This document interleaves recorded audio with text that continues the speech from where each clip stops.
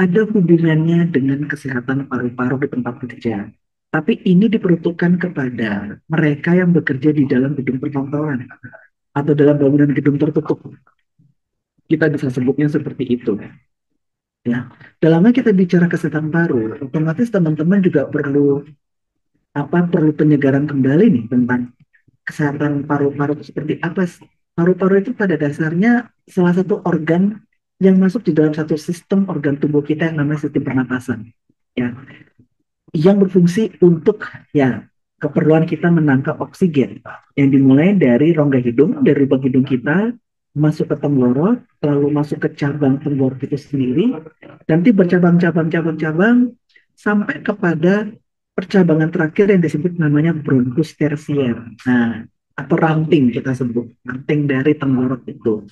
Nah, di masing-masing bronkus tersier ini itu ada yang namanya kantung udara atau alveolus sac. Nah, kantung udara ini terbungkus dengan anyaman pembuluh darah. Di kantung udara inilah, di kantung alveolus inilah, proses pertukaran oksigen dan karbon dioksida itu terjadi. Nah, dalam hal menjaga supaya tidak ada benda asing yang masuk ke dalam paru-paru, entah itu benda padat ataupun benda cair ataupun benda gas, ya, maka sistem pernapasan kita tuh punya mekanisme pertahanan. Ya, dari anatominya sendiri, teman-teman pasti sudah ada bayangan bahwa untuk kita bernapas, ya, ataupun untuk kita makan, pada dasarnya tuh saluran kita itu bercabang. Yang di depan itu tenggorok, yang di belakang itu kerongkongan. Sehingga ada katup penutup, ya, yang kita sebut namanya tekak pita suara. Dia tujuannya adalah untuk mencegah jangan sampai ada benda asing, yaitu benda padat atau benda cair yang masuk ke dalam tenggorok. Yang kedua, kalau benda asing itu masuk, ya, atau menimbulkan iritasi, maka akan ada refleks batuk dan refleks bersin. Ya, refleks bersin terjadi di rongga hidung, refleks batuk terjadi di batang tenggorok. Di mana refleks bersin dan refleks batuk ini timbul oleh karena apa? Oleh karena adanya yang namanya sistem mucociliar. Jadi di batang tenggorok kita itu sama dengan rongga hidung. Rongga hidung kita kan punya bulu hidung. Nah, di batang tenggorok pun juga ada bulu, ada rambut-rambut yang berguna untuk menangkap, mencegah benda asing itu masuk untuk nanti didorong keluar, begitu. Ditambah lagi, tidak hanya sistem mucociliar saja yang kita punya, tapi tenggorok kita pun itu punya yang namanya sistem fagositosis. Ya, apa itu sistem fagositosis? Fagositosis. Sistem fagositosis itu adalah sistem pertahanan tubuh di mana kita punya sel darah putih yang memang dia berjaga-jaga di sekitaran batang tenggorok yang nanti dia bertugas untuk menangkap dan memakan. Ya. Memakan apa? Memakan benda-benda asing yang dianggap berbahaya bagi tubuh. Ya. Dan kalau misalkan benda asing ini tidak dapat dicerna oleh si sel darah putih ini yang dikenal dengan nama makrofag, maka nanti akan dikeluarkan dengan refleks batuk.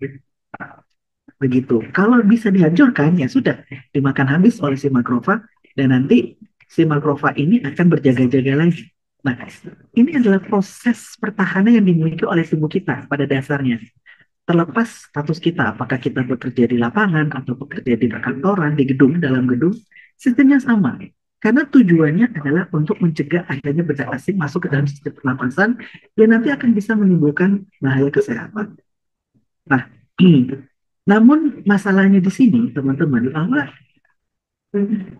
mungkin yang teman-teman tidak ketahui selama ini bahwa di dalam perkantoran kita itu banyak polutan.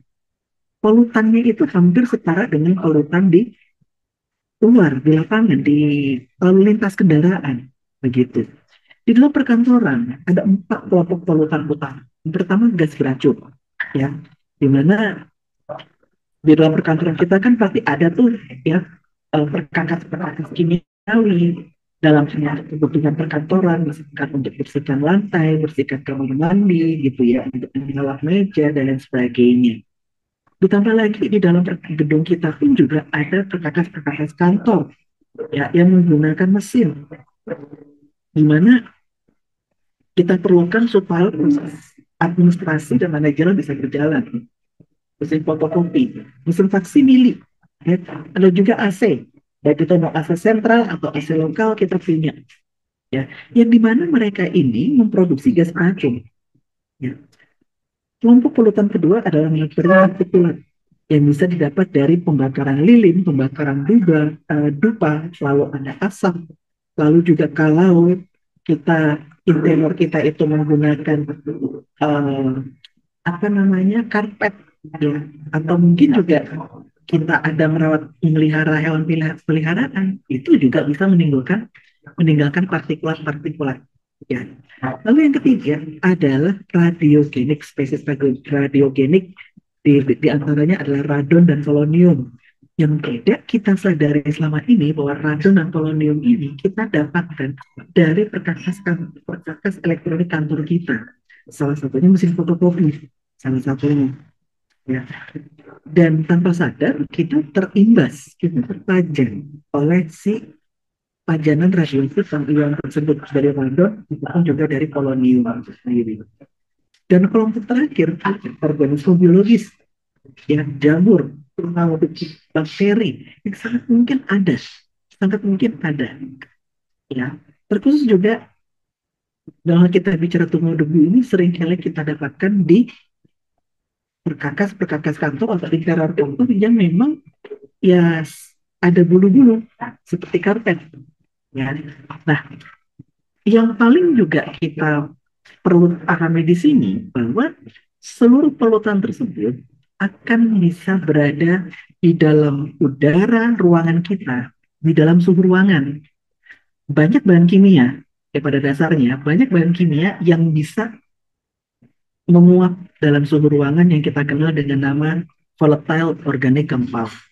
Ya, beberapa bahan kimia yang ada yang tertampil di sini teman-teman.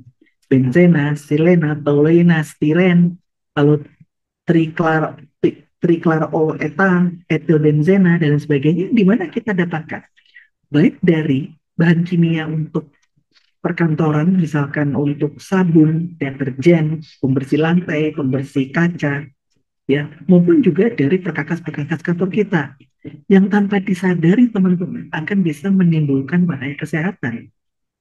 Ya, contoh yang saya mau ambil beberapa, misalkan toluen. Toluen itu sebenarnya bisa didapatkan dari perkakas kantor kita, ataupun kalau kita dari bahan kimia yang kita simpan di dalam kantor kita, misalkan lilin atau dupa. Lilin itu ada kandungan toluennya, yang dimana oleh karena kita konsumsi tanpa sadar kita menghirup, ya, pembakaran dari lilin tersebut, kita mengalami kondisi anemia, ya.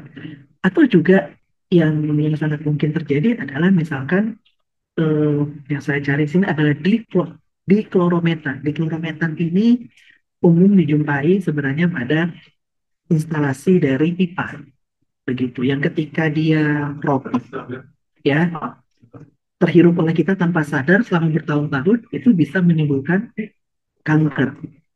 Ya, saya sendiri pas saat saya bekerja di gedung perkantoran di kantor pusat perusahaan pertambangan gitu di wilayah Jakarta Selatan, itu saya juga salah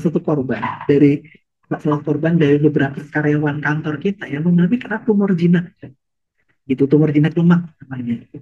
Oleh karena apa? Oleh karena tanpa disadari di dalam gedung perkantoran kami itu kami nggak melakukan pengukuran gitu, kami nggak mengidentifikasi bahan-bahan kimia berbahaya yang ada di area kerja kita, sehingga kita tanpa sadar kita terkena dampak dari bahan kimia tersebut, ya. Karena tidak sedikit kasus yang terjadi di tempat saya dulu gitu di tahun 2016 saat itu. Ya, dan saya dioperasi akhirnya di tahun 2017. Jadi tidak bisa dipungkiri bahwa di gedung perkantoran kita bisa terkena dampak dari bahaya kimia, begitu ya, yang menimbulkan polutan dalam udara ruangan kerja kita. Baik itu gas beracun, partikulat material, lalu juga radiasi pengion, dan juga dari bahan-bahan biologi. Dan inilah sebab, makanya kenapa salah satu alasan yang sering saya sampaikan kepada teman-teman ataupun juga kepada direksi bahwa kalau ada yang batuk pilek, ada yang sakit pernapasan, jangan masuk kerja. Kenapa? Karena nanti bisa menyumbang penambahan polutan di dalam gedung perkantoran. Ditambah kalau sistem ventilasi udara kita itu tidak terpelihara dengan baik begitu. Ini salah satu contoh ya teman-teman, beberapa bahan kimia berbahaya yang ada di perkantoran, ya, aseton, amonia, benzena, yang tadi saya singgung tentang toluen. Toluen itu ada di dalam gam, ada di pencetak laser, ada di cat, di papan partikel, ya, yang menempel pada dinding kita itu, terkhusus kalau gedungnya sudah lama, itu otomatis akan bisa timbul partikulat material karena gugur, dan itu tanpa sadar terhirup oleh kita. Benzena bisa di pencetak laser, papan partikel di tembakau, kalau ada yang tukang rokok nih. Ini sudah saya sering bilang, jangan pernah sekali-kali melakukan tindakan tidak terpuji, ya, merokok di tangga darurat gitu ya. Karena itu ada kandungan benzena yang nanti bisa menimbulkan penyakit kanker sel darah putih yang namanya leukemia. Ya, untuk anemia itu juga umum kita dapatkan dari produk pembersih juga, begitu ya.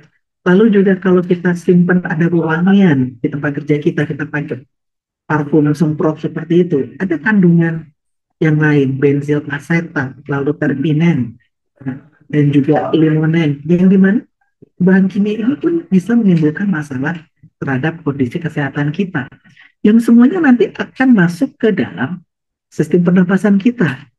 Nah, ini yang saya tadi sampaikan kepada teman-teman tentang mesin fotokopi, mesin cetak, mesin faksimili, ya, itu bisa menimbulkan ozon yang pada dasarnya ozon itu tidak boleh dikonsumsi oleh sistem pernapasan kita, ya, yang sering disebut-sebut sebagai pembersih udara tanda kutip, yang padahal itu merupakan bahan kimia berbahaya, ya, yang kalau itu tidak dipelihara, di-maintain dengan baik mesin tersebut, itu nanti berdampak kepada tubuh kita sendiri, ya. Nah, yang seringkali juga tidak pernah kita sadari, bentukan dari polutan kita itu bisa bermacam-macam. Yang seringkali bisa kita lihat secara kasat mata adalah smoke, ya, asap. Itu mudah banget sehingga kita mudah untuk meminta tolong uh, office boy kita atau office girl kita untuk menyingkirkan, ya, menyingkirkan sumber dari asap tersebut. Tapi tanpa sadar, ya, ketika kita bekerja, kita menghirup partikel-partikel dari bahan kimia berbahaya itu dalam bentukan lain, seperti vapor, fumes, ya, ataupun mungkin dust yang tidak kasat mata, begitu ya, partikel-partikel dari hasil kondensasi, ya, itu tanpa sadar kita terhirup, ya. Nah, apa yang kita takutkan sebenarnya dari partikel-partikel tadi, ya, fumes, lalu vapor, lalu dust, adalah ukuran. Semakin kecil ukuran dari si partikel itu, maka dia akan lebih mudah bertahan, mohon maaf, akan lebih mudah bertahan di udara. Kalau kita lihat di sini teman-teman, untuk ukuran ya 1 mikron saja, dia bisa bertahan di udara 12 jam. Kalau dia lebih kecil lagi, ya 0,5 mikron, dia akan bertahan di udara hampir 2 hari, ya 42 jam. Nah, ini yang berbahaya, terkhusus kalau gedung perkantoran kita tidak memiliki sistem ventilasi yang terjaga dengan baik, yang dimana aliran udaranya benar-benar diatur sedemikian rupa. Setelah pertukaran, ya, udara itu terjadi, ini yang akan bisa meningkatkan risiko pajanan yang membuat teman-teman karyawan itu bisa jatuh sakit, begitu.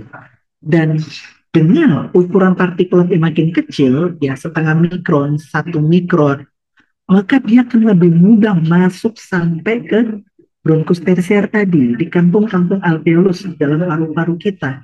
Sehingga nanti dia bisa berdifusi, dia bisa memenuhi pertukaran. Ya, dia bisa masuk dalam pembuluh darah dan akhirnya dia berada di dalam pembuluh darah kita. Ini yang jadi masalah. Begitu ya.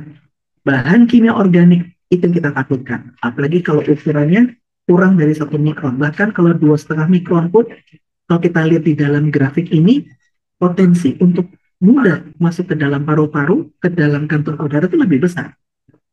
Begitu. Ya, ini yang harus kita pahami, teman-teman, bahwa jangan mengira teman-teman yang kerja di kantor tidak punya potensi untuk terkena penyakit. Potensinya sama dengan teman-teman di lapangan. Gitu. Oleh karena penggunaan bahan kimianya lebih intens, ditambah sistem udaranya tertutup. begitu. Pertukaran udaranya ya hanya udara itu saja yang didaur ulang begitu ya. Nah, penyakit apa saja yang akan bisa timbul terkait tentang paru-paru itu sendiri ya. Kalau menurut peraturan presiden nomor 7 tahun 2019 ya, ada beberapa penyakit yang disebabkan oleh karena debu organik, debu logam berat, itu juga apa namanya eh, debu-debu lainnya yang bisa menimbulkan penyakit seperti pneumokoniosis, lalu asma, PPOK, dan lain sebagainya. Ini yang sering nggak pernah diketahui oleh kita. Apalagi kalau ada yang hasil medical check-up-nya diperiksa, terindikasi TBC, ternyata dia bukan TBC, tapi dia penyakit paru karena pajangan debu atau polutan di dalam ruang kerja kita. Begitu. Nah, yang menjadi pembahasan tadi, building related illness, ya, oleh karena polutan yang namanya volatile organic compound yang masuk ke dalam sistem pernapasan kita, dan volatile organic compound ini membuat ya dia bisa beredar dalam tubuh kita, maka timbullah kumpulan penyakit. Ya, ciri khasnya nih kalau teman-teman mau masuk kerja, di rumah sehat, pas masuk kantor sakit, pulang kantor sehat lagi gitu ya. Entah ada iritasi mata, iritasi hidung, lalu ada ruang kemerahan, atau mungkin ada batuk-batuk, bersin-bersin, ada reaksi hipersensitif, ya. Itu semua adalah kumpulan penyakit yang timbul oleh karena polutan di dalam gedung perkantoran kita. Oleh karena bahan kimia tentang organik compound tersebut. Ya, ini harus diwaspadai. Ini sudah alarm sebenarnya teman-teman. Alarm kalau seseorang nih, karyawan, dia mengalami cuti sakit berulang dengan keluhan yang ya tidak jauh-jauh dari tampilan ini, itu sudah peringatan bagi kita bahwa udara gedung kantor kita sudah tercemar sedemikian rupa sehingga sudah muncul keluhan begitu. Karena kalau itu dibiarkan saja, oh biarinlah itu memang karena influenza biasa, seringkali dibilang flu biasa, oh mungkin dia lagi kena sakit mata, mata merah karena dia ketularan sama teman-teman gitu ya, atau bersin-bersin, oh mungkin karena dia lagi alergi saja. Kalau hal ini dibiarkan berkelanjutan, akan bisa jatuh kepada kondisi-kondisi yang lebih lanjut, ya bisa terkena pneumonitis, ya peradangan jaringan paru oleh karena bahan kimia iritan, salah satunya adalah amonia, begitu ya, klorin, lalu juga hidrokarbon aromatik, pestisida yang kita pakai, misalkan pakai merek Baygon, itu juga bisa menimbulkan, punya potensi untuk menimbulkan gangguan kesehatan terhadap tubuh kita, terkhusus kalau sirkulasi udara kita tidak dijaga. Ya, kalau di foto ronsen kelihatan seperti tampilan ini, corakan parunya jelek sekali. Itu pneumonitis. Lalu yang kedua bisa juga alami bronkitis. Sering sekali nih ya kalau yang pada datang berobat gitu ya, datang berobat ke saya di klinik gitu ya, selalu dibilang saya kena bronkitis, oh, bronkitis begitu, yang tidak dicari tahu lebih lanjut gitu ya, bronkitisnya karena apa begitu ya. Selalu dicurigainya selalu karena bakteri atau virus atau jamur ya. Tapi lupa kan orang ini memang bekerja di gedung perkantoran ya, di mana ada pajanan aldehida, formaldehida, begitu ya. Ini memang ada di tempat kerja kita, ada klorin, ada kromium, ya. Itu juga bisa menimbulkan bronkitis. Bronkitis karena pajanan kimiawi juga. Nah, ini juga yang harus diwaspadai ya teman-teman di sini. Lalu yang ketiga, penyakit ketiga yang bisa terjadi adalah asma.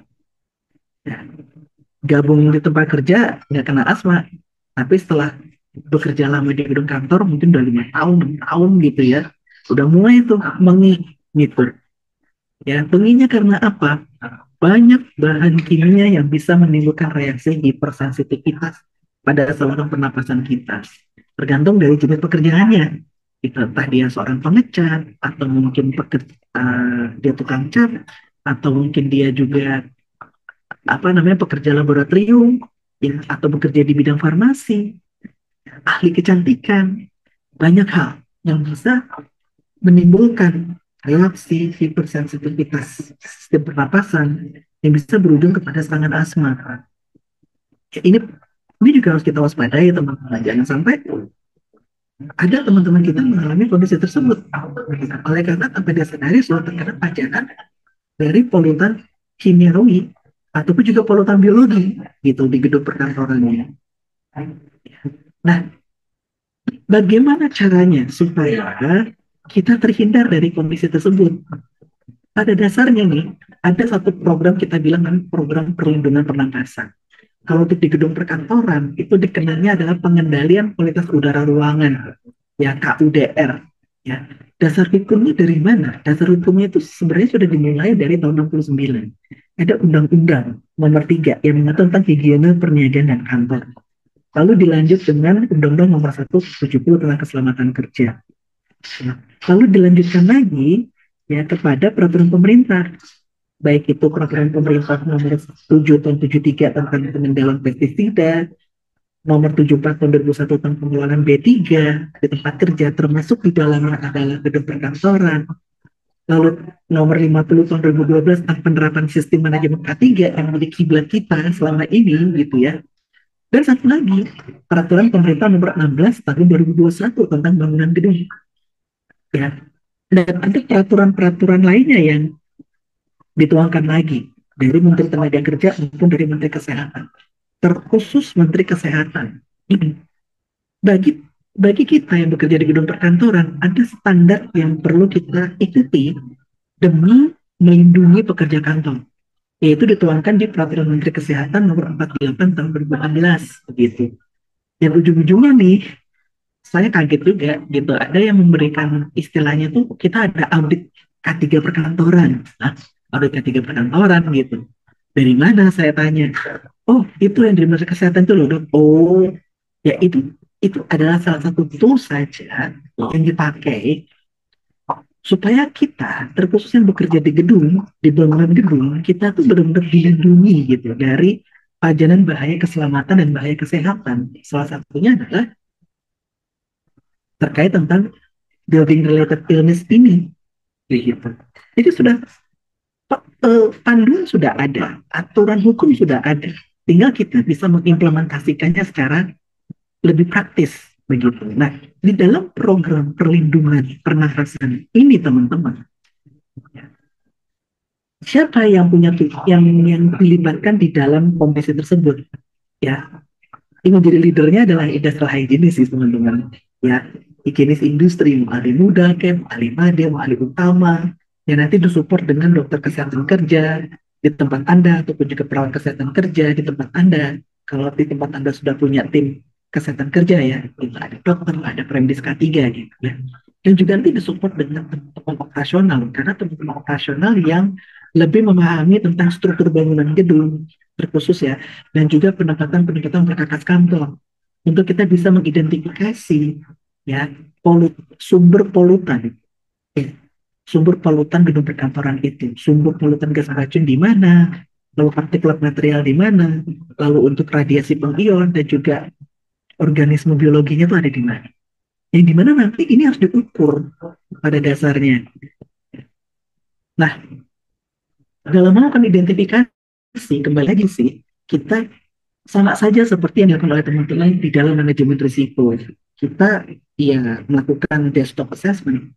Kita melihat di data-data sekunder yang kita punya, laporan-laporan tertulis ya dalam hal absensi ataupun juga berobat ataupun mungkin ada insiden ya yang ada hubungan dengan bahan kimia berbahaya, lalu juga medical check up dan lain sebagainya untuk kita menemukan ya adanya kita katakan tuh namanya kantong-kantong masalah, kantong-kantong penyakit di departemen-departemen atau di ruang-ruang kerja tertentu. Ya nanti kita lakukan walkthrough survei. Kita lihat tuh ke ruang kerja tersebut ada apa saja di sana yang punya potensi untuk menimbulkan building related illness tersebut. Begitu. Ya. Nah, salah satu yang paling penting untuk dilakukan, terkhusus di dalam identifikasi bahaya kimia adalah ketersediaan dari LDKG, lembar data keselamatan bahan. Itu Anda harus punya. Tapi kan kita kan bukan seperti orang lapangan yang konsumsi bahan kimia tinggi dong. Tidak jadi masalah karena itu tetap kita butuhkan untuk kita mengidentifikasi bahan kimia yang ada di bekerja kita. Terkhusus kalau ya, terkhusus kalau bahan kimia itu ada piktogram B3-nya atau simbol B3-nya itu berbahaya bagi kesehatan. Ini menjadi hal yang sangat krusial untuk kita temukan. Yang biasanya nih untuk LDK yang jenis apa format baru ya, itu di dalam bab 2 dan bab 3, terkhusus di bab 3 itu mencantumkan piktogram. Jadi sekarang udah lebih mudah nih teman-teman untuk mencari tahu nih ya B3 mana yang berbahaya bagi kesehatan. Anda lihat ke LDK tersebut, lihat bab 3 ada piktogram, tinggal dilihat piktomnya ada nggak piktogram untuk bahaya bagi kesehatan. Nah ini yang kita nanti perlu tindak lanjuti lagi ya bersama dengan tim program perlindungan pernapasan tadi, baik teman-teman di industrial hygienist dan juga teman-teman dari dokter ataupun para medis nanti untuk menemukan siapa nih ya apa nih organ yang diserang oleh si B3 tersebut begitu ya. Dan ini kalau misalkan kita nggak ketemu di dalam LDK oleh karena yang umum terjadi itu LDK yang terbitan lama tuh biasanya nggak ada piktogram, adanya nomor register kimianya, chemical registry number, sebutnya CAS number. Maka kita pakai CAS number tersebut untuk nanti kita lihat ke dalam referensi 4 website ini. Nanti ketika kita masukkan nomor registernya, nanti muncul tuh bahan kimianya apa, lalu berbahaya bagi kesehatannya itu organ apa yang diserang, ya, organ hati, organ ginjal, organ jantung, gitu ya, organ kulit, organ mata dan sebagainya. Ya. Nah, kita kalau kita sudah temukan, ya, kita bisa untuk melakukan yang namanya pengukuran. Mau nggak mau, di dalam hal kita menilai tingkat risiko dari polutan yang ada di gedung perkantoran kita harus mengukur. Harus. Makanya kenapa pemimpin ya atau leadernya nih di dalam tim program perlindungan pernapasan adalah industrial hygienist oleh karena tadi. Karena dia harus mengukur ya, mengukur tingkat polutannya dan juga tingkat pajanan kepada karyawan kantor itu sendiri ya, di mana strategi sampling yang dipakai tetap mengacu kepada komponen 4W dan 2H ini. What, when, where, whom, how long, and how many. Ya, yang nanti secara teknisnya itu nanti akan dikelola oleh teman-teman dari industrial hygienist itu sendiri nanti teman-teman. Nah, dalam hal nanti teknik stem samplingnya, apakah nanti diukur selama 8 jam kerja dari jam 8 sampai jam 17 ya, atau nanti terbagi-bagi di beberapa ruang kerja, kalau nanti bisa konsekutif ataupun mungkin parsial ya, itu juga nanti disesuaikan dengan panduan metode analisis. Tergantung nih kita mau mengambil sampelnya tuh polutan yang mana dulu. Karena masing-masing polutan punya aturan mainnya masing-masing. Dalam hal metode pengambilan samplingnya. Apakah bisa full period atau partial period, bisa konsekutif sampel atau mungkin cuma random sampel saja. Itu semua ada teratur di dalam pedoman metode analisis yang diterbitkan oleh NIOSH. Nah, sekarang yang terbaru adalah edisi kelima sekarang. Ya, di mana dalam hal sampling itu terbagi ada 3. Ada active flow, ada passive flow, ada current. Active flow kita pakai mesin pompa untuk menyedot udara supaya nanti ketangkap sama filter tuh nanti. Ya. Kalau passive flow kita biarkan saja alat itu nongkrong sehingga nanti udara kantor tersebut nanti akan berdifusi ke membran yang terpasang di dalam alat tersebut. Kalau grip sampling ini sifatnya kita katakan sifatnya itu kita cuma ngambil sampel sesaat saja. Ya. Bagaimana cara melakukan grab sampling itu adalah kita menggunakan yang namanya Impinger gas sampler. Impinger gas sampler itu ada di gambarnya itu di bawah. Ya, sisi kanan yang paling bawah yang kayak bentuk tabung-tabung itu, nah itulah Impinger gas sampler. Ya, tapi kalau untuk active flow monitoring yang kita pakai adalah air sampler. Ada pompanya itu gambar yang di sebelah kiri atas. Ya, kalau yang pasif kita gunakan yang tengah gitu. Baik untuk debu, nah untuk gas beracun kita bisa gunakan itu. Tangkap filter nanti dibawa ke laboratorium yang ditunjuk. Nanti kita tinggal periksa saja tuh ya berapa kadarnya polutannya tersebut.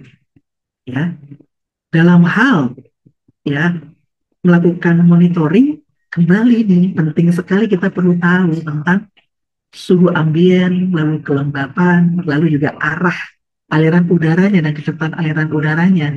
Ini penting. Kenapa? Karena berhubungan terhadap validitas pengambilan sampel nanti.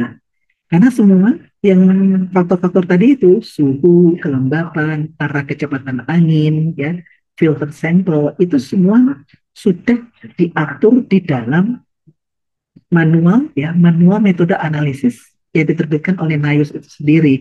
Jadi nanti nih, kalau teman-teman membuka buku manual tadi ini, ya, dan ketemu nih, misalkan teman-teman mau ngecek apa? Misalkan mau ngecek, misalkan keton atau formaldehida lah yang paling gampang. Formaldehida ada tuh keluar tuh nomornya ada nomor 2016 ya.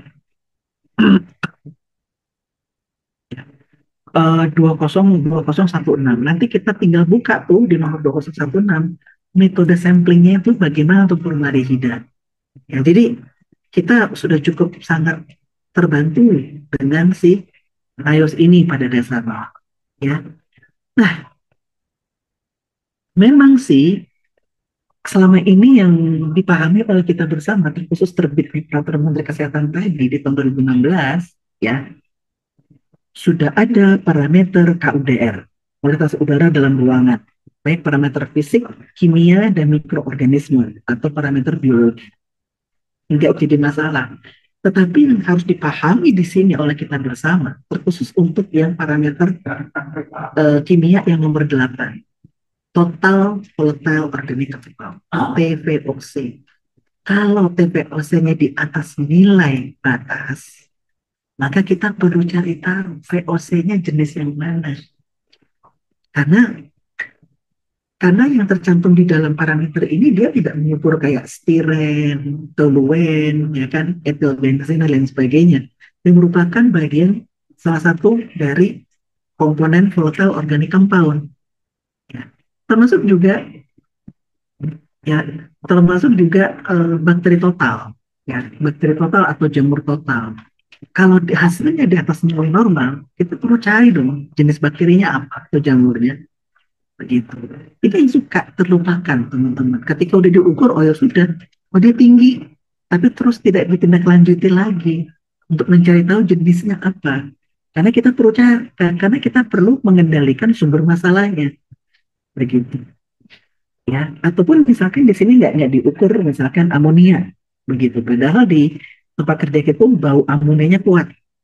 Tapi gara-gara Permenkes, lampiran Permenkes mengatakan cukup ukur ini saja sudah kita mengukur itu saja. Padahal secara faktual ada di lapangan. Nah ini yang harus kita pendekatannya tidak hanya dari sisi pendekatan regulasi saja, tapi pendekatan secara faktual lapangan juga harus kita lakukan. Ya.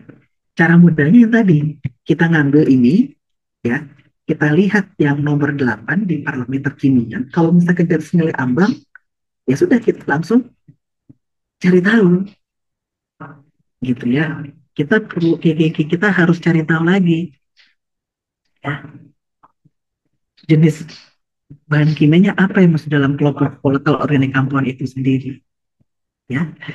Nah, dan jangan lupa juga nih dalam hal berbicara tadi pengukuran terhadap pajanan di polutan di gedung perkantoran kita, kita juga harus periksa juga dong kesehatan karyawan kita, baik melalui ronsen paru, spirometri, dan juga pemeriksaan laboratorium lain yang ada hubungan kaitan dengan bahan kimia tersebut. Begitu. Tapi yang paling gampang kita perlu cari tahu adalah kesehatan fungsi sistem pernapasannya lewat foto ronsen paru dan juga dengan spirometri. Ya, itu bisa dilakukan. Nah, barulah setelah kita sudah mengukur tadi, teman-teman, setelah kita sudah mengukur, kita baru bisa melakukan penilaian risiko terkait tentang severity of hazard-nya. Karena building related illness terkait tentang kesehatan, maka pasti kita akan mencari dampak serius dari kesehatannya, ya.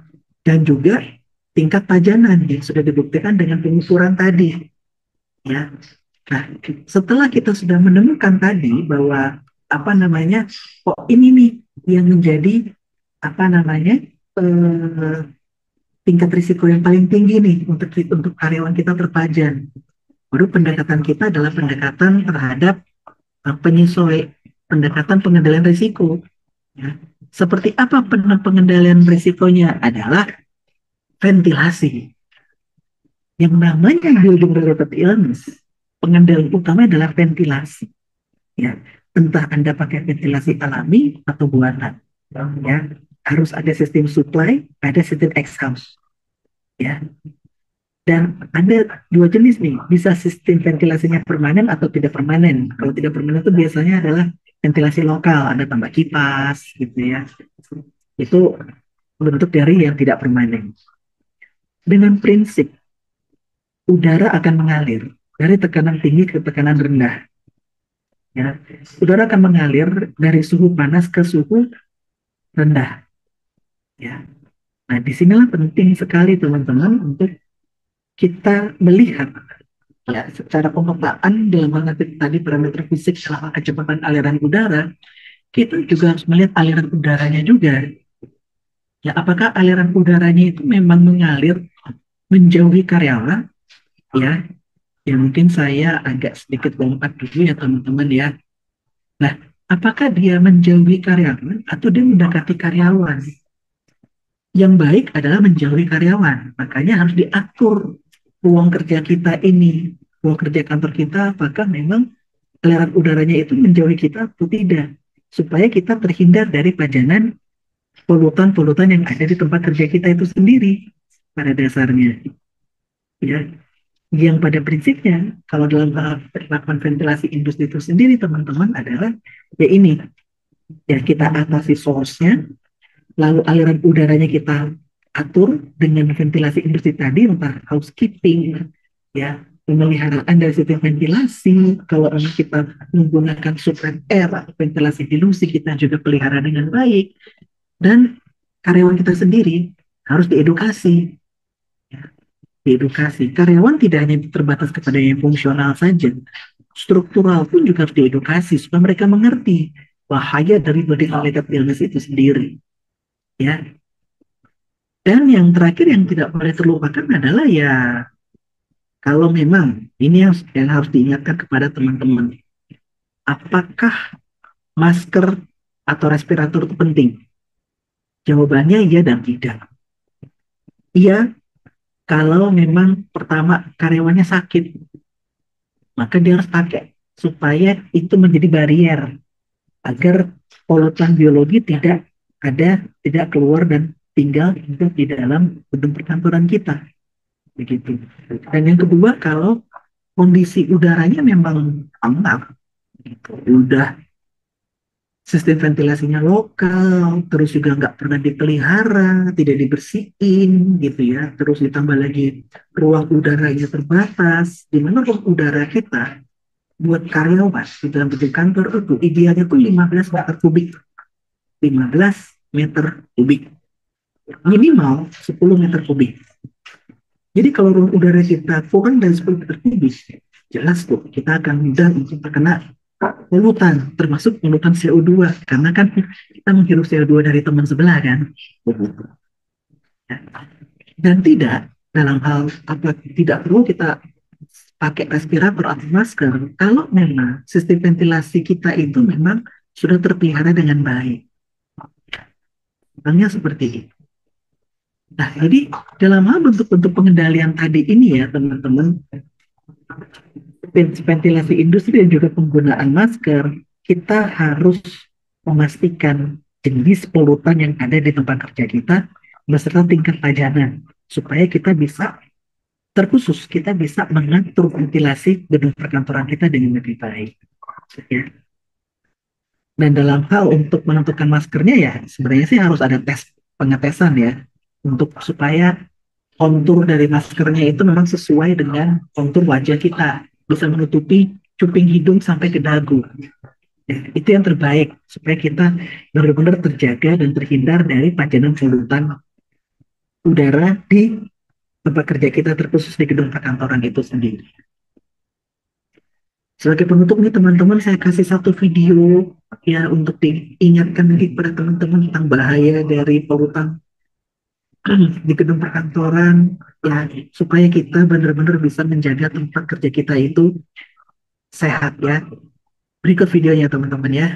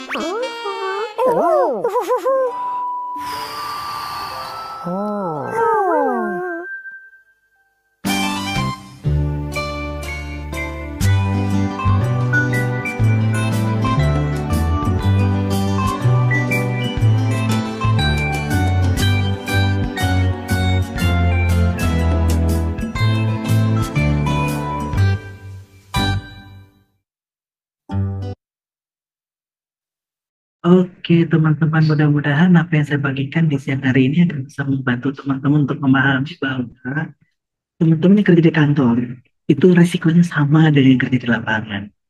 Resiko untuk terkena kondisi yang kita sebut dengan building related illness ya oleh karena polutan ya, baik itu polutan fisik, polutan kimia, polutan biologi di dalam gedung perkantoran itu akan bisa menimbulkan penyakit terhadap teman-teman. Sehingga penting sekali untuk melakukan pengendalian.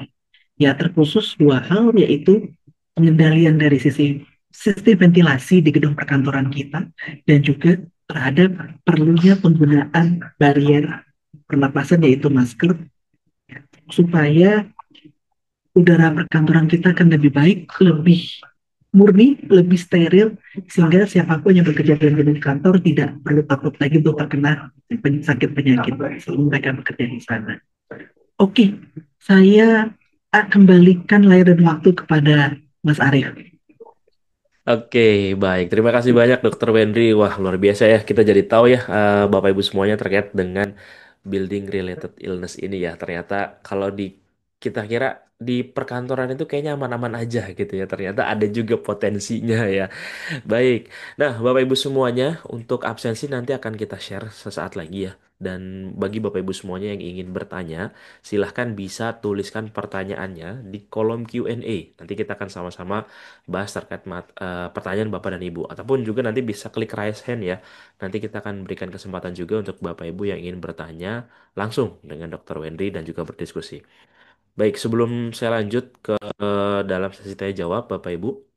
Untuk absensi nanti akan diberikan sesaat lagi dan pastikan Bapak Ibu semuanya sudah download ya aplikasi Mika Pro dan aplikasinya dicoba dicek apakah sudah platinum atau masih silver. Kalau masih silver, silahkan Bapak Ibu semuanya bisa di-upgrade dulu menjadi Platinum Member. Nah, kemudian untuk rekaman webinar juga akan kita tayangkan di channel YouTube-nya Kak Deni. Pastikan Bapak Ibu semuanya sudah subscribe ya channel YouTube-nya Kak Deni.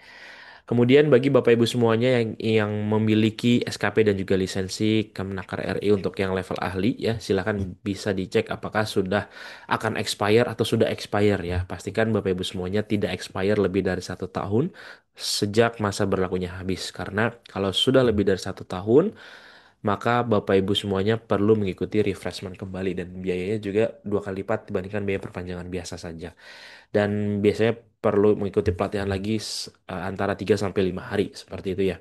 Dan bagi Bapak Ibu semuanya yang punya lisensi Kemenakar RI ya untuk level teknisi, petugas, kemudian juga alat berat ya, Media Tama juga bisa bantu untuk proses perpanjangannya. Bagi Bapak Ibu yang ingin terjun ke dunia K3, pastikan juga Bapak Ibu telah memiliki kompetensi nih. Salah satunya adalah menjadi seorang ahli K3 umum. Nah, Media Tama ada untuk kelas ahli K3 umum Kemenakar RI dan dilaksanakan secara full online training selama 12 hari yang akan dilaksanakan nanti di bulan Juni. Jadi, Bapak Ibu semuanya bagi yang baru lulus juga diperbolehkan ya untuk bisa mengikuti pelatihan ini. Minimal pendidikannya adalah D3. Kalau tadi adalah Kemnaker RI dan Bapak Ibu juga bisa ambil yang sertifikasinya dari BNSP ya. Dan ini sedang ada program subsidi ya masih ada. Dan untuk program subsidi ini dari harga 2,5 juta cukup 950.000 saja ya. Dan pembelajarannya melalui platform e-learning kami. Jadi nanti Bapak Ibu cukup tonton video pembelajarannya sesuai dengan unit kompetensi dan Bapak Ibu juga nanti akan uji kompetensi ya tentunya nanti di akhir eh, pelatihannya seperti itu menggunakan Zoom dengan asesor. Baik. Nah, kemudian selanjutnya adalah bagi Bapak Ibu semuanya yang oh ya, bedanya apa nih antara yang ahli K3 BNSP dan juga operator serta petugas K3 BNSP. Kalau dulu ahli K3 BNSP itu pendidikannya SMA, SMK masih bisa. Nah, kalau saat ini di Media Tama itu untuk yang level ahli pendidikannya minimal adalah D3 sama seperti ahli K3 umum Kemenak RI ya. Atau bagi rekan-rekan yang masih di bangku kuliah itu bisa sebenarnya minimal semester 7 ya. Kalau pendidikannya adalah SMA, SMK itu ikutnya yang operator ataupun petugas K3. Bedanya apa nih kedua ini? Kalau yang petugas K3 Bapak Ibu sudah memiliki pengalaman di bidang K3 selama 2 tahun, tapi kalau yang belum punya pengalaman sama sekali, ambilnya yang operator K3 seperti itu. Sekarang sudah dikelas-kelaskan kembali ya untuk pelatihan yang BNSP seperti itu. Baik, nah kemudian kalau Bapak Ibu semuanya sudah memiliki sertifikasi dari ahli K3 umum Kemenaker RI, bisa lanjut lagi untuk meningkatkan kompetensinya di auditor SMK 3 Kemenaker RI. Tentunya ini kita juga akan laksanakan secara online training ya, dan nanti Bapak Ibu bisa ikut di bulan Juni, di pertengahan Juni ya Bapak Ibu. Nah, kemudian ini juga yang tadi disampaikan oleh Dr. Wendri untuk sertifikasi ahli K3 Muda Lingkungan Kerja, Media Tama juga ada untuk proses pembelajarannya secara blended training. Ya, nanti akan ada prakteknya juga bagaimana caranya Bapak Ibu semuanya melakukan pengukuran ya terhadap faktor fisika, kimia, biologi, ergonomi, dan juga psikologi tentunya. Dan kita akan laksanakan nanti di tanggal 12 Juni Bapak Ibu semuanya. Silakan nanti bisa menghubungi tim Media Tama yang teman-teman atau Bapak Ibu kenal untuk mendaftarkan sertifikasi dari ahli muda ahli K3 Muda Lingkungan Kerja. Nanti sertifikatnya dari BNSP dan Bapak Ibu selain mendapatkan sertifikat Hygiene Industri Muda dari BNSP bisa mendapatkan SKP dan lisensi dari Kemenaker RI seperti itu ya. Lalu untuk di sektor kelistrikan, kami juga ada teknisi K3 listrik Kemenaker RI dan ini pendidikannya adalah SMK ya. Em, Minimal kejuruan teknik atau bukan minimal. Persyaratannya adalah SMK dengan jurusan kejuruan teknik gitu ya. Kalau bukan teknik maka em, belum bisa. Jadi Bapak Ibu semuanya nanti bisa disesuaikan dengan persyaratannya. Kalau misalkan Bapak Ibu semuanya untuk pendidikannya D3 atau S1 kejuruan teknik, Bapak Ibu semuanya bisa ambil yang ahli K3 listrik ya, seperti ini. Dan kita laksanakan secara offline training untuk yang ahli K3 listrik. Kemudian untuk sektor konstruksi, Mediatama juga ada ahli muda K3 konstruksi dan ini kita laksanakan secara online training. Jadi buat Bapak Ibu semuanya yang bekerja di sektor konstruksi bisa nih untuk mengambil sertifikasi ahli muda K3 konstruksi Kamlakar RI. Persyaratannya minimal adalah SMA sudah bisa mengikuti pelatihan ini ya Bapak Ibu. Lalu kalau misalkan Bapak Ibu mengawasi perancah bisa ikut supervisor perancah ataupun juga Bapak Bapak yang memasang dan membongkar perancah ikutnya yang teknisi K3 perancah ya. Kemudian untuk di sektor tanggap darurat, Mediatama juga ada untuk pelatihan petugas peran kebakaran kelas D, di mana nanti Bapak dan Ibu akan melakukan pelatihannya secara blended training, akan ada praktiknya juga ya untuk memadamkan api menggunakan fire blanket dan juga APAR. Kemudian selanjutnya untuk tanggap darurat kami juga ada P3K dan ini penting juga Bapak Ibu semuanya di perusahaan memiliki seorang yang tersertifikasi sebagai petugas P3K ya. Dan nanti Bapak Ibu akan belajar secara offline training atau tatap muka nanti bagaimana caranya melakukan pembidayaan yang baik dan benar ya, kemudian juga RJP yang baik dan benar itu akan dipelajari juga tentunya ya. Lalu kalau kita bekerja di sektor ketinggian atau pekerjaan bekerja di sektor ketinggian. Nah, ini Bapak Ibu bisa ambil yang TKBT tingkat 2. Nah, kalau TKBT ini nanti masih menggunakan platform perancah ya untuk sebagai alas kerjanya. Tapi kalau sudah bergelantungan menggunakan akses tali, Bapak Ibu ambilnya yang TKPK tingkat 1. Nah, keduanya kita lakukan secara blended training. Nanti ada prakteknya juga. Kita akan bergelantungan sama-sama ya di sesi prakteknya. Kemudian untuk di perusahaan ya yang memiliki forklift, pastikan forkliftnya memiliki operatornya memiliki SIO ya. Dan jangan sampai SIO-nya adalah palsu ataupun juga bodong ya. Nah, Media Tahu bisa bantu untuk sertifikasi dan untuk prakteknya nanti di Media Tama tentunya kami sudah siapkan forkliftnya dengan transmisi otomatis ya.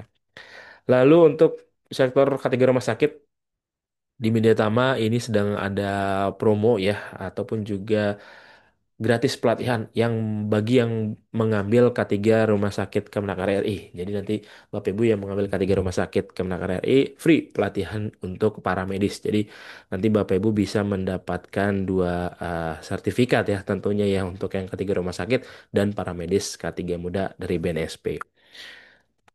Kemudian untuk teknisi K3 ruang terbatas kita juga ada nanti di pertengahan Juni. Nanti Bapak Ibu semuanya akan praktek juga bagaimana caranya bekerja di ruang terbatas ya.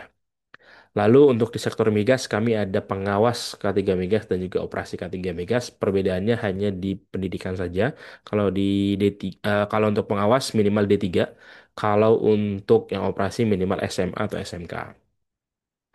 Investigasi insiden ini juga penting bagi kita seorang HSE yang di perusahaannya eh, khawatir nanti akan terjadi sesuatu ya.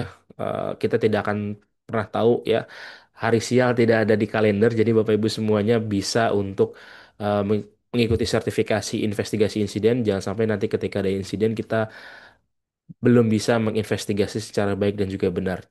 Dan juga harapannya ilmu ini juga tidak terpakai ya. Nah, kalau terpakai artinya ada insiden gitu ya. Harapannya kita semua selamat. Dan untuk menjaga-jaganya tentunya Bapak Ibu semuanya bisa memiliki ilmu investigasi insiden ini ya Bapak Ibu. Kemudian untuk selanjutnya kami membuka sertifikasi atau skema baru yaitu Hygiene Industri Muda BNSP dan juga Hygiene Industri Madya atau HIMA ya. Dan ini keduanya kita lakukan secara blended training ya dan nanti sertifikatnya dari BNSP tentunya. Kemudian K3 Laboratorium, Mediatama juga hadirkan sertifikasi baru ya untuk K3 Laboratorium bagi Bapak Ibu yang bekerja di sektor laboratorium. Kami ada untuk pelatihannya secara online dan sertifikasi dari BNSP. Kemudian ini adalah ATK yang akan Bapak dan Ibu semuanya dapatkan ya ketika nanti Bapak Ibu semuanya memilih Mediatama sebagai partner sertifikasi Bapak Ibu semuanya. Dan kalaupun nanti Bapak Ibu semuanya ketinggalan atau kelewat webinar-webinar kolega tiap Sabtu, Bapak Ibu bisa langsung buka Media Tama Learning Academy. Dan di sini akan ada banyak sekali materi-materi terkait bidang K3 dan tentunya Bapak Ibu bisa mendapatkan materi videonya, sertifikatnya dan juga bisa mendownload modul. Kalau di aplikasi Mika kan Bapak Ibu tidak bisa download modul ya, hanya diakses saja. Nah, kalau di Midlea Bapak Ibu bisa download seperti itu. Dan nanti cukup daftarkan akunnya lagi, jadi tidak bisa langsung login menggunakan akun aplikasi Mika Pro. Kemudian bagi Bapak Ibu yang mencari pekerjaan, Bapak Ibu bisa langsung buka websitenya mediatama.co.id.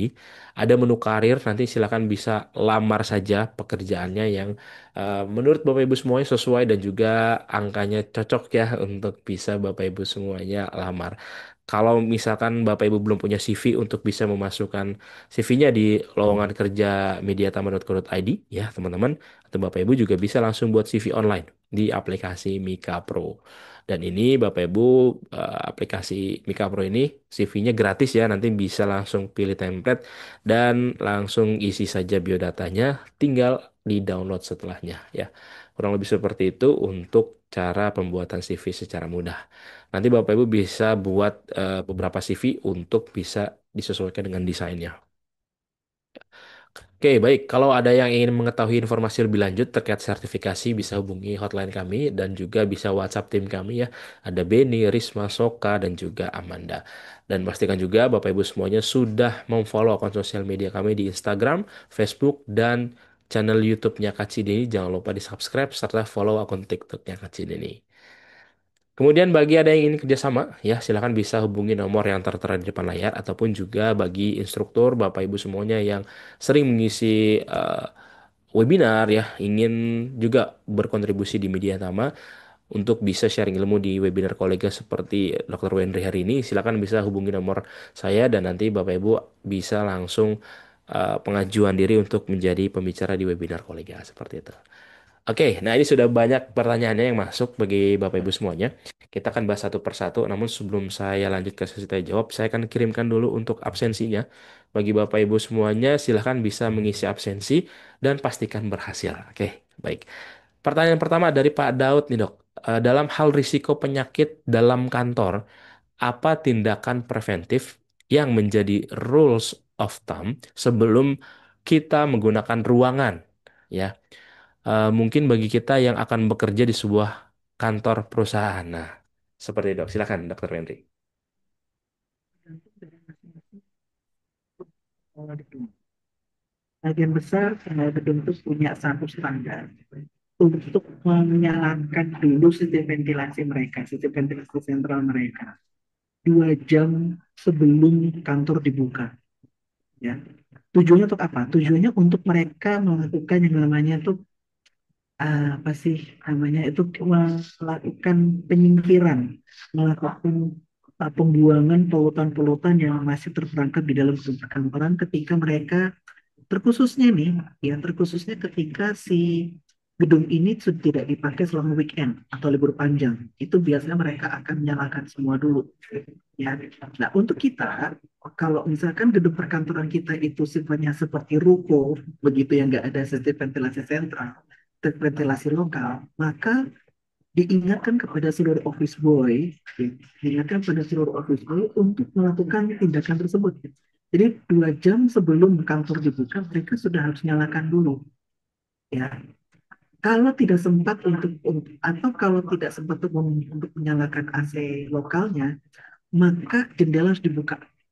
Dan kalau ini untuk gedung-gedung perkantoran yang memang bisa mengakses jendela supaya apa pintu jendela yang bisa dibuka itu harus dibuka supaya terjadi pertukaran udara. di dalam. Itu sama juga seperti kita kalau di kendaraan bermotor, kita tinggalkan mobil gitu ya, dan kita nggak buka sedikit jendelanya, maka kita harus buka dulu semua. Buka jendela, buka pintu, buka jendela, kita nyalakan mobilnya, kita langsung pakai full blow ya. Tidak perlu pakai pendingin dulu, yang penting full blow karena untuk mendorong udara yang terperangkap dalam kompartemen mobil itu keluar semua dulu. Nah, setelah sudah itu barulah kita bisa melakukan aktivitas. Nah, itu pencegahan yang harus dilakukan setiap kali kita akan hendak masuk tempat kerja kita. Yang ini harus sudah dikoordinasikan dengan teman-teman GA biasanya. Ya, bahwa mereka mengkondisikan nih teman-teman busway supaya sistem AC sentral dinyalakan, ataupun juga ventilasi lokal pun dinyalakan 2 jam sebelumnya. Ya. Kira-kira seperti itu. Oke, baik. Seperti itu ya, Pak Daud. Itu 2 jam itu memang harus 2 jam atau memang boleh 1 jam? Karena kan beberapa perusahaan ada yang dari jam 8 berarti mereka harus dari jam 6 tuh tim GA-nya. Mm-mm. Nah, Bagaimana, Dok? ini memang belum ada referensi ilmiah yang secara tegas dalam hal pengaturan selama waktu yang diperlukan untuk melakukan pertukaran udara tersebut. Begitu.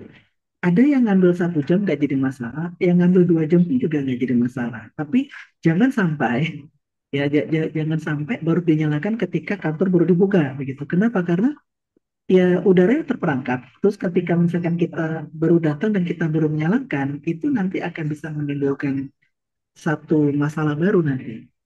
Jadi memang secara referensi ilmiahnya masih belum ada tentang waktu apa namanya lama waktu pertukaran udara dilakukan di dalam gedung perkantoran, apakah sejam atau 2 jam. Tapi yang terpenting di sini adalah pertukaran udara dilakukan dulu nih sebelum aktivitas kantor dilakukan, begitu.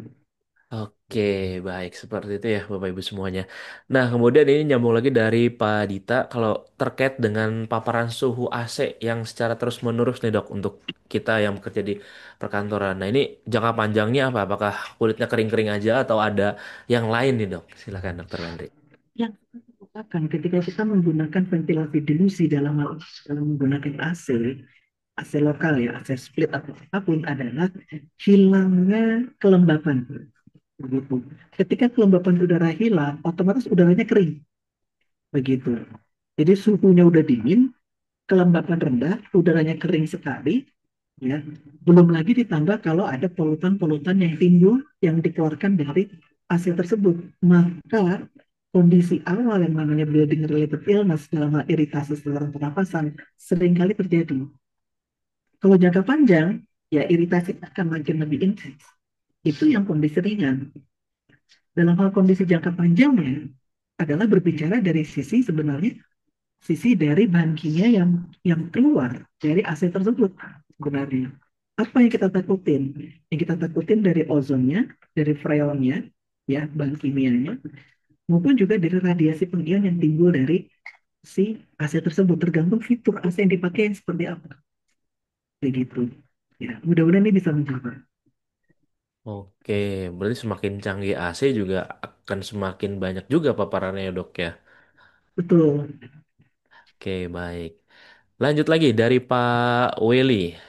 Apa saja tahapan dalam pelaksanaan program perlindungan pernafasan? Kemudian parameternya apa saja yang diukur dalam ruangan perkantoran? Dan standar atau panduan terkait pelaksanaan program perlindungan pernafasan ini apa, Dok?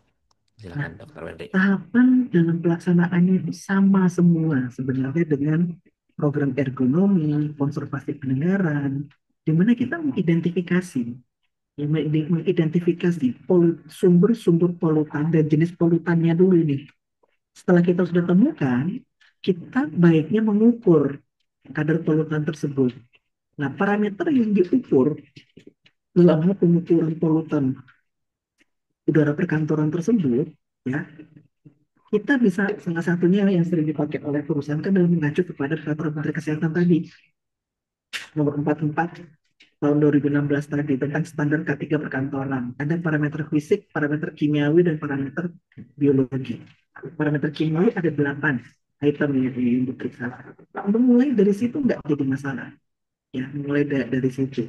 Ketika kita sudah mengukur dan memang menemukan ada yang tidak normal hasilnya, ya, dan kita perlu untuk menindaklanjuti lagi untuk mencari tahu jenis polutan apa, kita perlu lakukan itu. Dan ketika kita sudah dari hasil pengukuran kita sudah temukan polutan yang memang high exposure begitu ya, oleh karena hasil ukurannya di atas nilai apa, maka kita harus ya ada dua hal. Kalau sebenarnya di materi tadi saya tidak tunjukkan peran piramida pengendalian risiko, kita ikutin langkah pengendalian saja, eliminasi, substitusi, engineering, administratif, dan APD. Yang paling mudah adalah eliminasi dan substitusi sebenarnya gitu. Tapi terkadang itu mengeluarkan biaya juga, tergantung kepada sumber polutannya. Kalau sumber polutannya itu karpet, kan nggak mungkin diganti semua gitu kan. Sehingga engineering lah yang harus kita terapkan di sini. Dalam hal penerapan engineering adalah untuk konteks di sini adalah pengendalian ventilasi perkantoran tersebut, baik itu ventilasi sentral ataupun ventilasi lokal. Kira-kira seperti itu. Oke, baik. Seperti itu ya, Pak Willy untuk jawabannya. Lanjut lagi, Bapak Ibu yang ingin bertanya langsung ataupun ingin berdiskusi boleh ya, silakan bisa klik raise hand. Nanti kita akan berikan kesempatan untuk Bapak Ibu semuanya bisa berdiskusi langsung dengan Dr. Wendry. Lanjut lagi dari Pak Nazwar nih. Nih, Pak Nazwar bertanya, untuk paparan bau dari flavor makanan yang menyengat, apakah ada dampak bagi kesehatan atau tidak ada dampaknya? Lalu jika ada, apa yang harus dilakukan dan dampaknya itu dalam jangka pandang, panjang dan pendek itu ada atau tidak, Dok? Silahkan. Oke, ini perlu kita lihat dulu nih. Makanannya makanan segar atau makanan basi? Kalau makanan segar, sebenarnya ini lebih kepada faktor ketidaknyamanan. Apalagi kalau memang makanannya ini memang memiliki aroma yang menyengat begitu. Menyengatnya itu karena dari salah satunya dari rempah-rempah dan sebagainya. Ketidaknyamanan yang akan bisa muncul. Ya, terkhusus kalau mengingat bahwa ventilasi gedung perkantoran kita itu adalah ventilasi dilusi yang membuat kelembapan udara menjadi rendah, maka iritasi akan terjadi. Tapi sebenarnya sih iritasinya tidak berfokus kepada apa tidak berfokus kepada aroma dari makanan tersebut sebenarnya, tapi lebih kepada kualitas udara. Tapi kalau kebalikannya dalam makanan basi, otomatis ini sudah ada dua polutan. Polutan kimia dan polutan dari biologi. Polutan biologinya adalah jamur dan bakteri, itu udah jelas. Kalau polutan kimianya yang akan muncul dari makanan basi tersebut atau makanan yang sudah kadaluarsa, jelas adalah produksi dari amonia. Itu sudah pasti. Ya, amonia dan juga formaldehida yang ditimbulkan oleh karena proses pembusukan dari makanan tersebut. Nah, formaldehida dan amonia ini jadi masalah. Begitu. Nah, bagaimana kita melakukannya? Dalam hal ini biasanya ini kelakuan orang-orang kantor ya gitu. Ketika tujuannya sih untuk menyimpan stok makanan, tapi mereka tidak mengontrol. Jadi disimpan di lemarinya atau di dalam kulkas. Yang terjadi apa? Yang terjadi ya pembiaran. Sehingga ini tugas GA lagi sih, tapi GA harus di-endorse oleh teman-teman K3 bahwa kita melakukan housekeeping. Ketika kita menemukan ada makanan-makanan yang sudah berpotensi menimbulkan polutan, ya, polutan udara perkantoran itu harus dimusnahkan, begitu. Ataupun juga mengingatkan kepada teman-teman supaya ya kalau Anda nyimpan makanan, ya Anda harus label supaya kita tahu makanan ini bisa segera dimakan atau tidak. Dan penting sekali untuk gedung perkantoran yang memang karyawannya di atas 50 jumlah karyawannya ya harus menyediakan ruang makan. Karena di situ ruang makan didesain dengan menggunakan exhaust supaya aroma yang menyengat itu tidak akan menyebar kemana-mana. Begitu. Tapi kita nggak punya dok, karena kita, kantornya kecil, perusahaan kecil.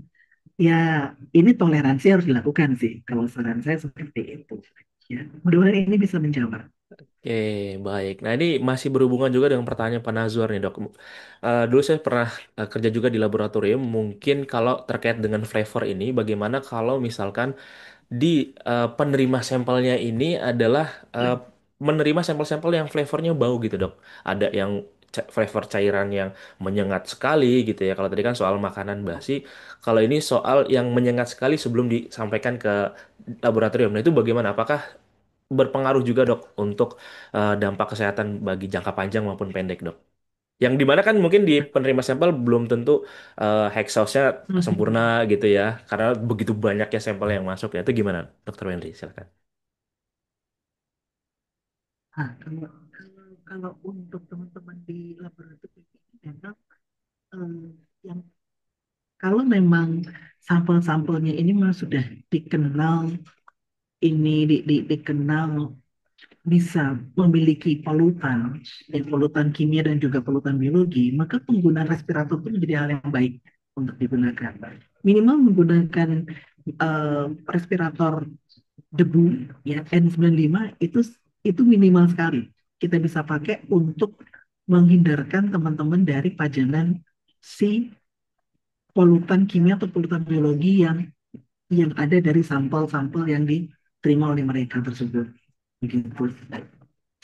Oke, baik. Jadi perlu pakai masker juga ya, Pak Nazar ya, gitu mungkin kurang lebih. Baik, lanjut lagi dari eh, Pak Rianto membahas terkait asap rokok nih, Dok.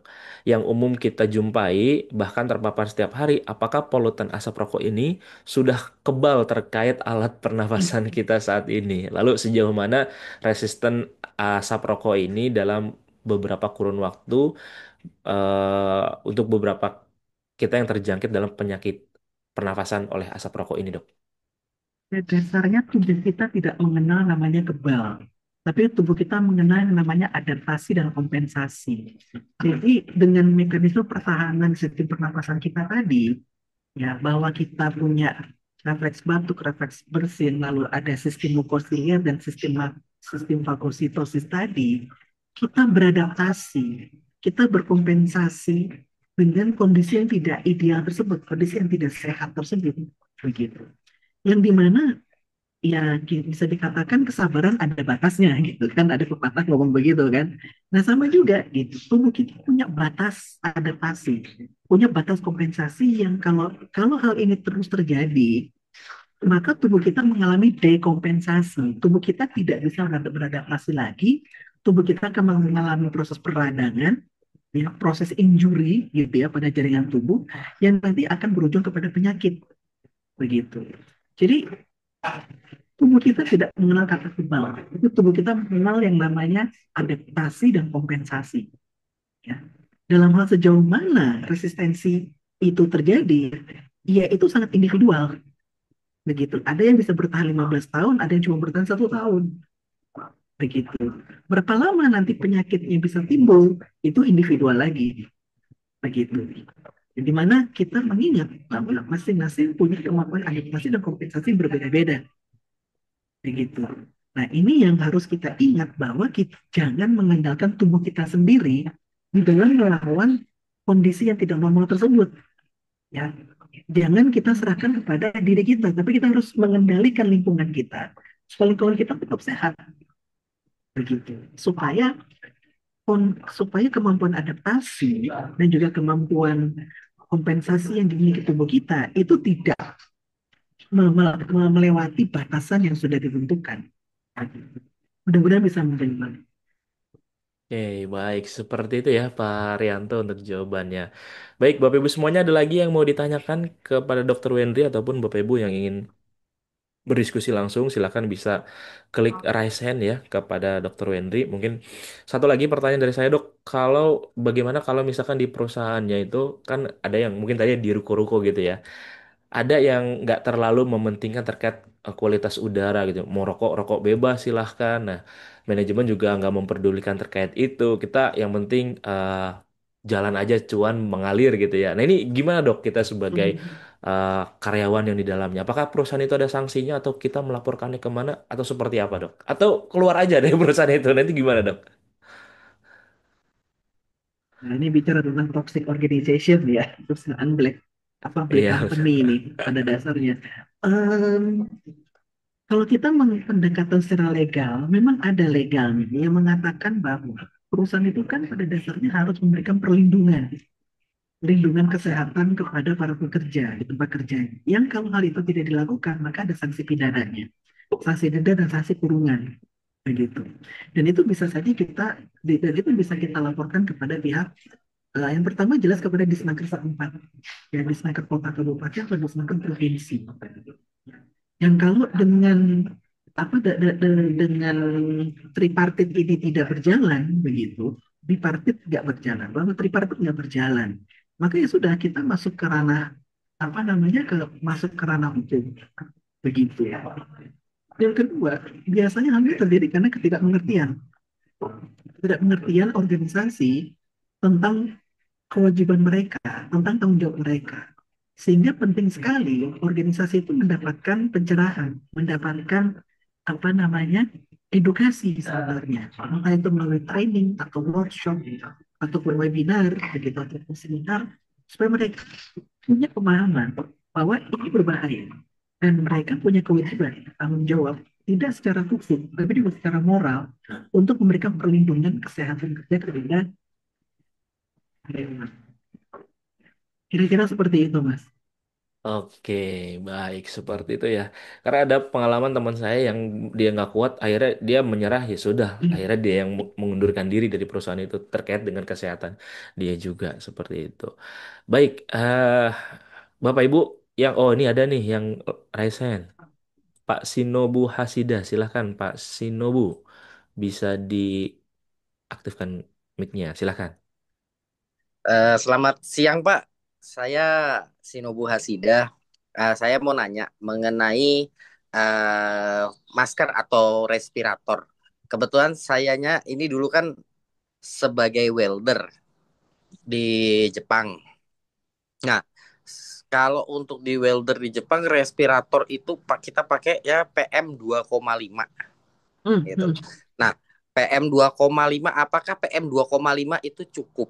Karena standarisasinya begitu, terus juga welder ini kan kita bukan elektroda yang artinya membutuhkan MIG itu membutuhkan CO2 gitu. Untuk di ruangan terbuka maupun tertutup. Untuk di ruangan tertutup biasanya saya selalu menambahkan exhaust untuk exhaust fan untuk pembuangan asap. Nah, apakah PM2,5 ini yang untuk kerja terus-menerus setiap harinya seperti itu udah cukup? Dan biasanya untuk di tempat tertutup saya pakai itu paling bisa 1 minggu itu ganti filter. Biasanya kayak gitu. Karena lewat dari itu sudah nggak buat napas udah berat banget. Seperti itu, Hmm. Pak. Baik, terima kasih, Pak. Selamat siang. Ya. Oke, silahkan dok. Apakah beliau ini native Jepang atau memang orang Indonesia yang memang lahir di Jepang, saya nggak tahu. Tapi saya menarik. Yang kedua, ini best practice sekali sebenarnya. Masker PM2,5 itu tanda kutip itu sama dengan masker N95. Jadi masker PM2,5 ini itu ditujukan untuk ya menfilter partikulat yang ukurannya lebih dari 2,5 mikron begitu. Dan itu hal yang baik dipakai. Itu sangat baik sekali. Ditambah dengan menggunakan ventilasi lokal ya supaya si fumes dari welding itu tidak terhirup oleh kita setelah itu tidak terhirup oleh welder tapi nanti menjauhi dari si welder tersebut. Itu sudah best practice sekali pada dasarnya ya. Jadi yang dilakukan sudah baik dan itu kalau memang bisa dilakukan oleh teman-teman welder yang lain di mana bisa menyediakan ya respirator atau masker PM2,5 itu hal yang baik. Memang kalau lebih kecil lagi pori-porinya, nafasnya emang susah. PM2,5 Ya, tuh betul. nggak enak banget, sangat nggak Betul. enak Betul. begitu. Tetapi memang ini diperlukan ya supaya tidak ada kontak langsung, ada barrier ya supaya fumes dari welding itu tidak langsung masuk ke dalam sistem pernafasan kita. Itu satu hal yang baik sebenarnya dilakukan. Kalau dikatakan cukup, secara teori ini statistik 95% efektif melindungi. Ini bukan bahasa iklan ya. Kalau bahasa iklan kan 99% efektif melindungi Anda dari ini gitu kan. Ini 95% efektif karena bisa menahan yang memfilter partikel yang ukurannya lebih dari 2,5 mikron. Bagaimana kalau kurang dari 2,5 mikron? Ya, setidaknya ya partikelnya tidak banyak masuk ke dalam sistem pernapasan. Untuk ditambah untuk partikulat yang kurang dari 2,5 mikron itu sebenarnya sudah Anda lakukan mitigasi, yaitu mitigasi menggunakan local exhaust tadi, ataupun juga local supply, untuk mendorong fumes-nya itu tidak terhirup, tapi menjauh. Begitu. Ini best practice sekali yang bisa dicontoh oleh teman-teman yang hadir di sini. Ya, terima kasih Kalau buat membagi pengalamannya nih, Pak. Kalau saya kemarin saya gini Pak, karena kan itu juga selain ada kayak semacam partikel dari asapnya itu, terus ada juga gas CO2-nya gitu. Nah, saya juga untuk mengantisipasi tambahannya biasanya saya nambahin semacam ada spon ya, bentuknya spon, Oh, oke. dia tidak terlalu lebar, tidak terlalu tebal gitu. Itu untuk masuk di dalam respiratornya itu. Paling saya sih nambahin seperti itu. Cuman apakah CO2-nya ini juga bisa aman gitu terhirup? Bisa. Bisa pada dasarnya karena CO2 ini dia pada dasarnya itu masuk dalam dalam kategori, kalau tadi ukuran itu namanya mist. Mist itu dia itu partikelnya pun juga 2,5 mikron pada dasarnya. Pada Hmm. dasarnya ya, secara teori kita bilang. Sehingga apalagi Anda menggunakan ventilasi bersih di mana menggunakan spons. Ya. Jadi si CO2 itu didinginkan sehingga dia berat molekulnya bertambah. Karena berat molekulnya bertambah, ini kita ngomong fisika kimia dulu ya teman-teman. Karena berat molekul bertambah, otomatis daya tahan bertahan dia di udara itu juga berkurang drastis. Sehingga nanti akan jatuh ke bawah. Begitu. Oke, Itu baik best terima kasih. practice sekali. Baik terima kasih banyak Pak atas Sama-sama. penjelasannya. Oke, baik. Terima kasih Pak Shinobu sudah berbagi pengalaman dan juga bertanya. Baik, Bapak Ibu ada lagi yang ingin berdiskusi dengan Dr. Wendri? Kalau tidak ada, kita akhiri untuk sesi webinar hari ini. Tidak ada? Oh, ada nih Pak Ahmad Julianto. Oh, Pak Timothy. Silakan Pak Timothy. Ya, selamat sore dok. Selamat sore Pak Arif. Dok, selamat sore Sore, dok. Mas. Sore. Dok, saya mau nanya dok, mengenai tadi karena singgung masalah masker. Ini kan sekarang ini banyak beredar nih dok, masker N95 sama masker KN95. Itu perbedaannya seperti apa dok ya? Katanya itu hampir sama. 95 itu produknya Korea. Hmm. Produk Korea yang memang mereka ditugaskan oleh WHO pada zaman pandemi COVID untuk bisa membantu produksi masker N95. Nah, supaya tahu bahwa ini adalah produk dari Korea bukan dari Amerika punya, maka Hmm. ditambahkan di depan. Tapi secara fungsi sama. Hmm. Kira-kira begitu, Pak. Hmm. Tapi secara kualitas sama ya dok ya? Kualitas sama. Hmm. Oke, dok. Ya, terima kasih dok. Terima kasih Pak Arif. Sama-sama. Oke, baik. Terima kasih Pak Timothy. Ada lagi Bapak Ibu yang mau bertanya? Baik, kalau tidak ada untuk webinar kita hari ini kita akhir. Oh, ada satu lagi. Oke, satu lagi Pak Ahmad Julianto, silahkan.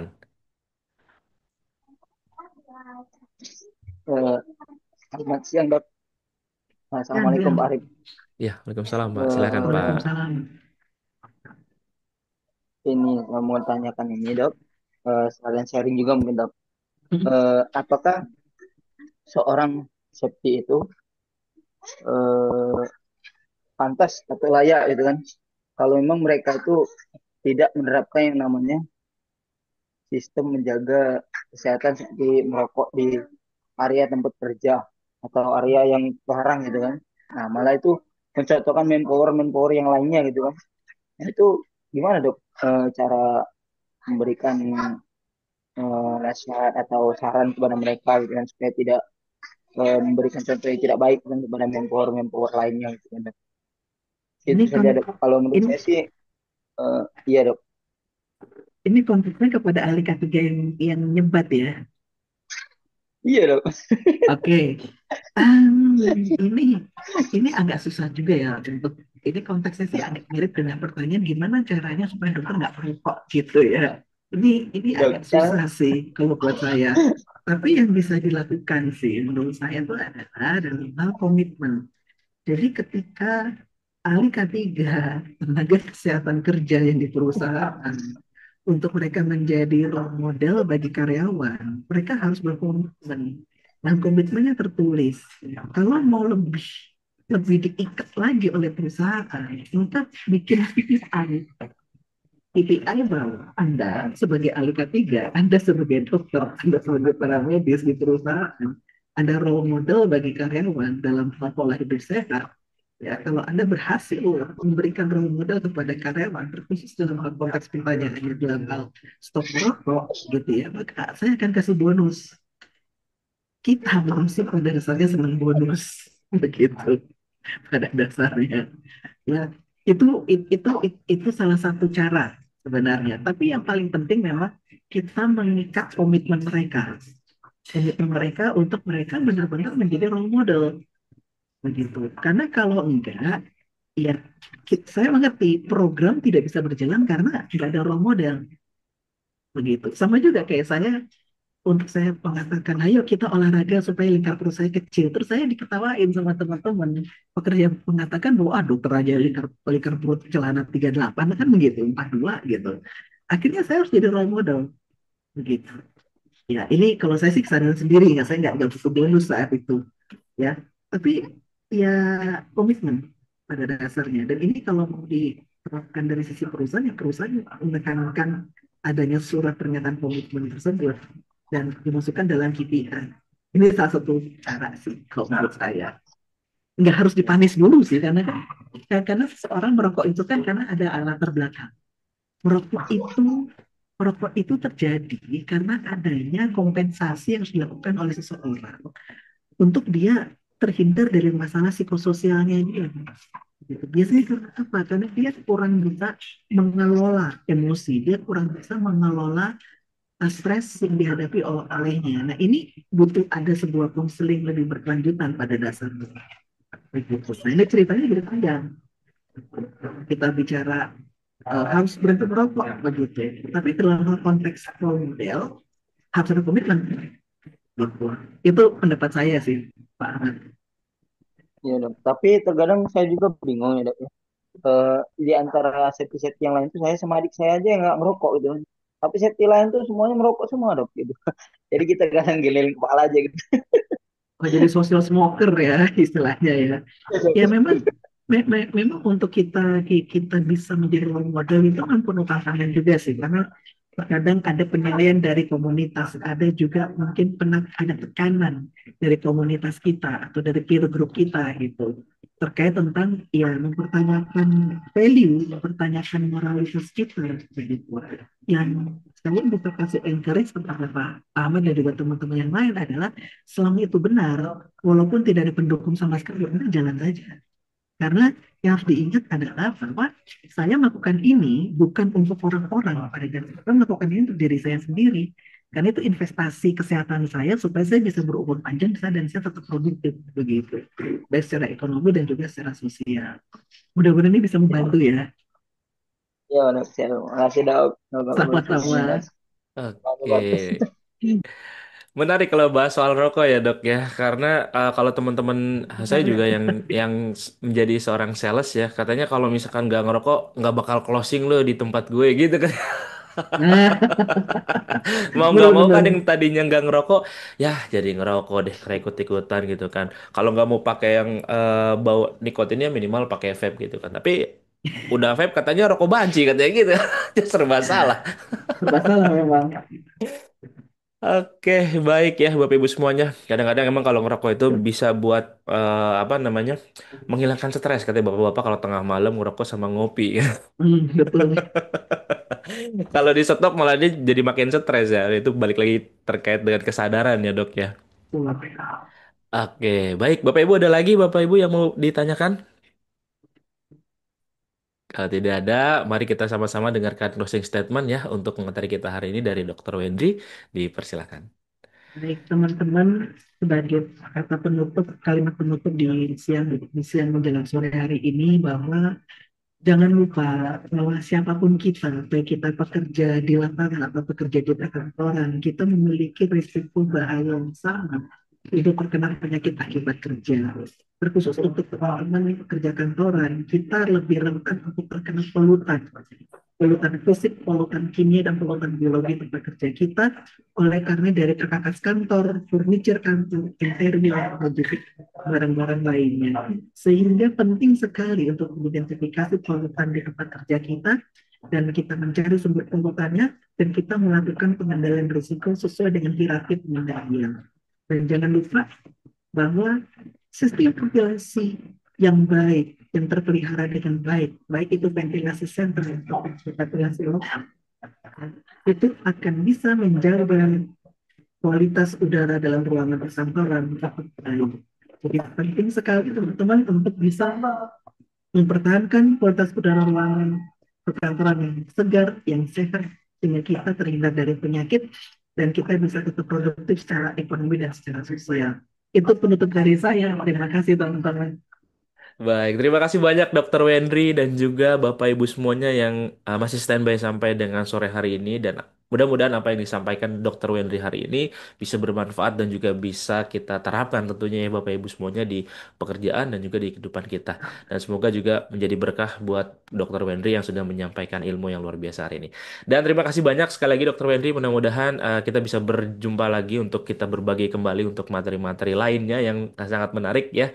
Dan kalau misalkan Dokter Wendri ada agenda kembali untuk aktivitas hari ini, diperbolehkan untuk keluar dari Zoom duluan karena nanti saya mau putarkan door prize terlebih dahulu seperti itu, Dok. Terima kasih Dokter Wendri sekali lagi, semoga sehat selalu dan sampai berjumpa kembali di lain kesempatan. Terima kasih Dokter Wendri.